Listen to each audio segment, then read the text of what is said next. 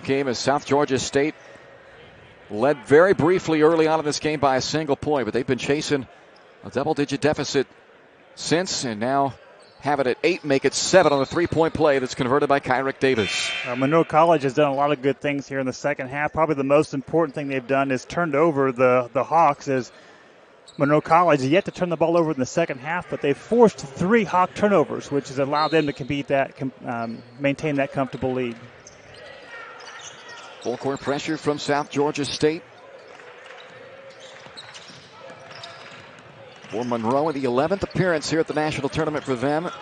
First since 2017, although they did qualify in 2020, but COVID canceled the tournament that year, so first time back in Hunch since 2017. And Ty-J Kelton, he is enjoying playing here at the Sports Arena in Hutchinson. He is up to 14 points in this game to lead all scorers. And once again, very patient Monroe Mustang offensive set that time. Lead to that nice little leaner in the lane. Presswood firing it into Woods. Can't finish it with the left hand. It's tapped out of bounds by Falopa. It stays with South Georgia State. Davis back in for the Hawks. Monroe continues to change up their half-court set, which I think is causing some problems for the Hawks to read and adjust and then attack appropriately. They've done a really nice job of attacking the man-to-man defense, been less successful against zone, which, in this time of college basketball, you don't see a lot of zone anymore. Kelton, another rebound for Monroe. As his strong game continues, 14 points, 8 rebounds from Ty-J Kelton.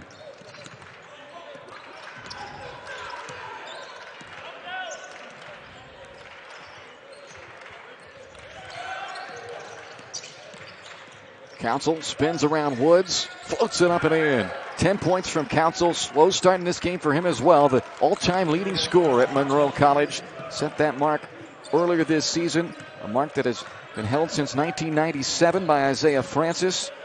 Over 1,300 career points at Monroe College for Council.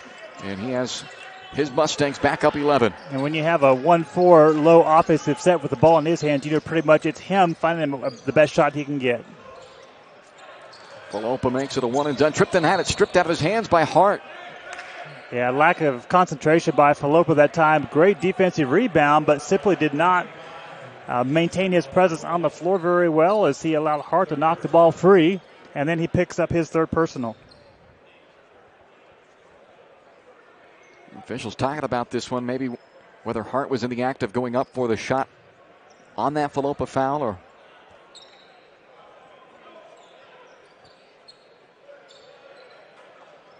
yeah, I'm not sure what they would have been talking about, because I don't think he was in active shooting, and maybe there's confirming who the Monroe foul was on. Another foul on Monroe. This will put Hart at the free throw line. Quick hitter on that inbound play to give a lob up there to Carlos Hart, who heads back to the line. Normally a good thing for Carlos Hart, an 81% free throw shooter, just 3 out of 5 so far in this game. Hamlin has his second personal foul, and Hart halfway to his 20-point average right now with 13 minutes to go, a chance for him, and he just shakes his head as that free throw rolls off. He just has not found his offensive stroke. Second most made free throws in the country this year. He's made 208 free throws in 33 games. Second most attempts as well, but tonight just 4 out of 7 now. It just tells you how much time he spends attacking the bucket to go to the free throw line that many times. He has the ball in his hands a lot, and a lot of good things happen when he has it. Monroe with their 10-point cushion still. The 16-seed Mustangs, East District champions out of Region 15, 28-4 on the season. Riding a 4-game winning streak.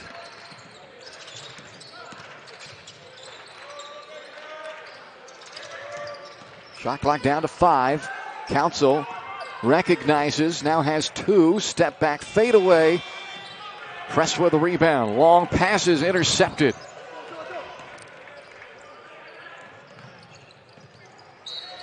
It's unfortunate. They get a nice stop, a nice defensive set, and Presswood simply just turns and tries to find a teammate. But once that ball leaves your hands, you fail to recognize that Monroe College was already in defensive transition. So opportunities like that are going to limit the Hawks' ability to get back in this ball game. They're down 10. A couple of opportunities, and finally, Philoppa finishes for Monroe, and the lead is a dozen with 12:20 to go. Things that if you're a Hawks fan, you don't want to see happen. Number one, turnovers. Number two, offensive rebounds. And South Georgia State, a team that averages 82 points per game, and now they turn it over again. Philoppa with the steal. Kelton, mid-range pull-up is pure, and it's 55-41 Monroe as the Mustangs now have their largest lead of the game. Well, 12 minutes to go. It's kind of gut check time now for the Hawks. They need to make sure they find a quality possession. And there you go. Three. Andrew Prestwood from the second time of the game knocks down a three, makes it 55-44 with 11.